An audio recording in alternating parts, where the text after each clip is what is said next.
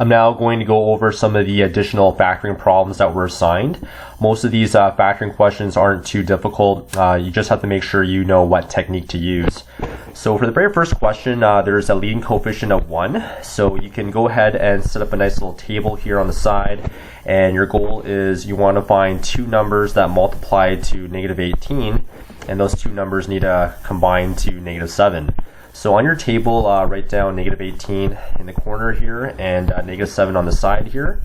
And the two numbers that multiply to negative 18, I'm thinking about 9 and 2. And we should put the minus sign on the 9 because negative 9 times 2 is negative 18 and negative 9 plus 2 is negative 7. So after that, you can go ahead and set your brackets here. So I need an x on the brackets to start off, and then we finish off with the negative 9 and the 2. So this is negative 9 and this is positive 2. So that should be your final answer there. For question number 2, once again, you have a leading coefficient of 1. So let's set up a table here. You want to find two numbers that multiply to negative 14, and those two numbers need to combine to negative 5. So two numbers that multiply to 14, I'm thinking 7 and 2. And since it's negative 14, it's probably best to put the minus sign on the 7. So negative 7 times 2 is negative 14. And negative 7 plus 2 gives you negative 5.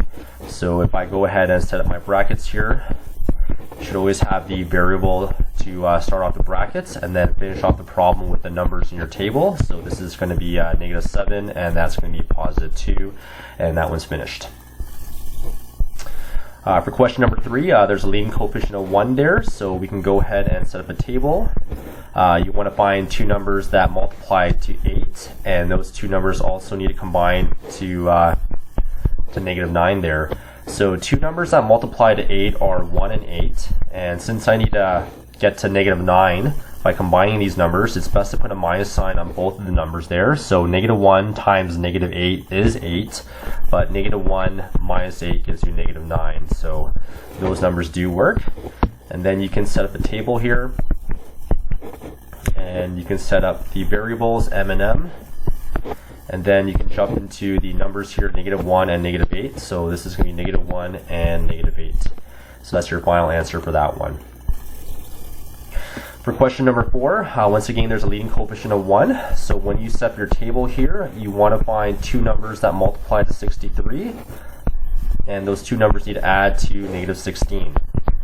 Okay, so two numbers that multiply to 63, right away I'm thinking of 7 and 9. And since I need to get to negative 16, I should put a minus sign on both of these numbers here. So negative 7 times negative 9 is positive 63, and negative 7 minus 9, that would give you the minus 16. Alright, so let's go ahead and set up two brackets here. Alright, so the variables, since there's an x here, the variables start off the brackets, and then all you have to do now is just copy out the numbers in your table. So this would be negative 7, and this would be negative 9. Alright, let's move on to a few more now. Alright, so for question number 5, I noticed that there's a 7 here to start off. There's a 31 and a 20, so there's no common factor here. So your teacher might call this the 8C method, or there's different ways to factor this, but this requires a different technique. So what I normally do is I take my leading coefficient 7 and I multiply it with my negative 20, my last term, and that gives me negative 140. Okay, after that I set up a table here, and I need two numbers that multiply to negative 40, and my last number here is negative 31. So I need two numbers that multiply to negative 140, and those two numbers need to combine to negative 31. So after some trial and error, the numbers 4 and 35 multiply to 140, and you should put a minus sign on the 35, and that would make the product negative. And if you do 4 minus 35, that would give you the negative 31. Okay, so make sure you watch one of my review videos on this factoring technique, because I use this quite often to factor these kind of trinomials here. After that, I circle the 7x. This is one of the key things that's a little bit different in my technique. So I actually copy the 7x into both of my brackets here like that. So there and there. And what I do next is I look at my numbers. Here's a 4 and a negative 35. So I insert those numbers into the brackets now. And that's what I would get. And what you want to do now is you want to reduce any numbers with a common factor. So if I take a look at the 7 and the 4, there's no common factor there, so this can just break down into the exact same thing, 7x plus 4. But when I look at the 7 and the 35, in one of my videos I was just saying that this is the same thing as reducing a fraction, 7 and 35. So that would be 1 and that would be 5. So same idea here, this would become a 1, that would become a 5. So now this would become 1x minus 5.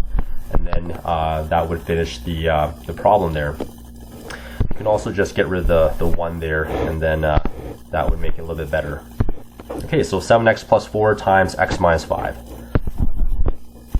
For question number 6, this is not a trinomial, so we can't use any of the trinomial techniques. What I see here is I have 2 k's there and 1 k there. So if you want to expand this, it's kind of like 7 times k times k plus 9k. And you can see that the maximum number of k's I can take out from both terms at the same time is just a single k. So k is my greatest common factor. And if I factor out a k, then this would be 7k on that guy, and then plus 9. So all I'm doing here, I'm just dividing each term by k. So those cancel, and those cancel. And 7k is right there, and 9 is right there. So that's just a simple greatest common factoring right there. Okay, moving on to question number 7. For question number 7, if I look at the numbers 7, 45, and 28, there's no common factor for that particular problem. So you have to use one of the more harder factoring techniques. The way I factor these kind of problems is that I take the first number and multiply it with the last number. So 7 times negative 28 is negative 196. And then you can set up a table here. And you need 2 numbers that multiply to negative 196, and then those 2 numbers need to combine to negative 45. So these numbers are actually quite, oh sorry, my table is a little bit set up wrong. So this is a negative 196, and this would be a negative 45. So the numbers here are actually quite difficult, so you might have to play around with your calculator to get the right numbers and all that. After some trial and error with the calculator, the numbers 4 and 49, those multiply to 196, and to get the negative 45, it's best to put the minus sign on the negative 49. So if you multiply those 2 numbers, that would give you negative 196, and if you combine them together, you should get negative 45. Okay, alright, so after that, you want to set your 2 brackets. And over here I see that there's a 7x term to start, so this is one of the techniques that I'm using that might be different from the way that's taught in class. So I just take that 7x and I just put that in my first 2 brackets like that. After that I take my numbers 4 and negative 49, so this would be a plus 4, and this would be negative 49. And then after that, you have to ask yourself, can I simplify any of these numbers? 7 and a 4, there's no common factor there, so I can just copy that bracket down. And then over here, there's a 7 and a 49. I can reduce that. 7 divides into 7 once, and 7 divides into 49 7 times, so this will be 1x minus 7. And that should finish that problem there, and you can also erase them 1 there. Okay, so we move on to question number 2. For question number 2, there's a 2, a 17, and a 21, so there's no common factor. So multiply the 2 and the 21. If you multiply 2 and 21, you would get 42. So when you set your table here, you should have 2 numbers that multiply to 42, and then you also need 2 numbers that add to 17. Okay, so 2 numbers that multiply to 42, I'm thinking 3 and 14 after some trial and error, and 3 plus 14, that would give you the 17 there. Okay, and then we set up 2 brackets here. And for the way I kind of solve these problems, I circle the first term, which is 2b, and I would write 2b into my brackets, and then I would take my numbers 3 and 14, so plus 3 and plus 14. Now right away, I can see that this bracket won't simplify because the 2 and the 3, there's no common factor. But if I take a look at this 2 and that 14, that 2 can become a 1 and that 14 can be a 7. So this will be 1b plus 7. And that's your final answer there. And just erase the 1. Okay, let's move on to a few more, and then this should be it for the first page here. So once again, I have a 5, a -1, and a -18. No common factors there. So 5 times -18. 5 times -18 is going to be, is that 90? Right, so that's going to be negative 90. And then I can set my table here. I need two numbers that multiply to -90, and those two numbers need to add to -1. So the numbers that I'm thinking are 10 and 9 to get 90, and in order to get to -1, you should put a minus sign on the 10 there. So -10 times 9 is -90, and -10 plus 9 is -1. Alright, then we set up two brackets. And my first term here is a 5p, so let's put the 5p's in front. And then there's a -10 and a 9, so this would be -10 plus 9. I know that the second bracket will not reduce because if you look at the 5 and the 9, the 5 and the 9 here, there's no number that would break that down. But for the first bracket, if I take a look at the 5 and the 10, those do reduce. So 5 goes into itself once and 5 goes into itself twice. So this would be 1p minus 2. So that's how you would factor that one. I would erase that, and that's your final answer there. Now, the very last question on this particular homework assignment, there's a 28, a 16, and an 80. And the good news here is there is a common factor to start off this problem. So if I look at all the variables first, this is the biggest number of variables I can take out. So the maximum number of variables I can remove out of this whole thing is n to the power 2. Then if I look at the 28, the 16, and the 80, the biggest number that divides into all those numbers is going to be 4. So that takes a little bit of thinking there. Some people can do that really quickly, but you do have to look at the numbers there, and you do need to think about what number can be removed out of all that, which is the biggest, which is 4 in this case. Okay, so 4n squared, that's your greatest common factor.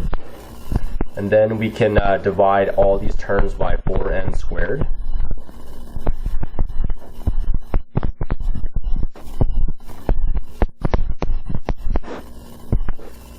And if I start dividing everything, the 28 and the 4, that becomes a 7. The 4 and the 2's, that would give you n2. 16 divided by 4 is plus 4. And n cubed over 3. If I have n cubed over n squared, the final answer for that is going to be n, because 3 minus 2 is 1, so 4n here. Minus, well, those n's will cancel off, and 80 divided by 4 is going to be minus 20. Okay, so the very first technique there is you have to do some greatest common factoring. You need to factor out the 4n squared. And let me just kind of erase this and just make it very clear this is minus 20. And what you have to do now is you do need to factor this trinomial in the brackets there in yellow. So my recommendation is you take the 7 and the 20. 7 times -20 is -140. And then you can make a table here on the side, -140 on the top left, and the middle number here is positive 4. Then you need two numbers that multiply to -140 and 4. So some of the numbers in this first sheet, they're actually quite difficult in my opinion. I think 14 and 10 would work, and 14 times 10 gives you 140. And I would put the minus sign on the 10 there, and 14 minus 10 would give you the 4 there. So 14 and minus 10 are the two numbers that do work for this particular case. After that, you do want to split up the yellow brackets, you want to split up the yellow expression into two brackets, and your first term now is 7n. So this is 7n, and this is 7n. And your two numbers are going to be plus 14 and -10. and then this 4n squared just tags along on the bottom here. Okay, we're almost done. Now, you just have to recognize that here's a 7 and here's a 14. You can reduce those. That's the same thing as reducing the fraction 7 out of 14, which is 1/2. So that becomes 1, and that becomes a 2. I'm going to erase this now, and now your final answer is 1n plus 2 times 7n minus 10, and then the 4n squared remains in front. And that should be it for that particular example. So I think maybe one of the trickier things for this kind of question is you do have to factor out a greatest common factor, which is this blue thing at the front. And if that part's wrong, then the whole question is wrong as well. Alright, so just let me know what other questions you would like me to go over, and I'll try my best to answer them.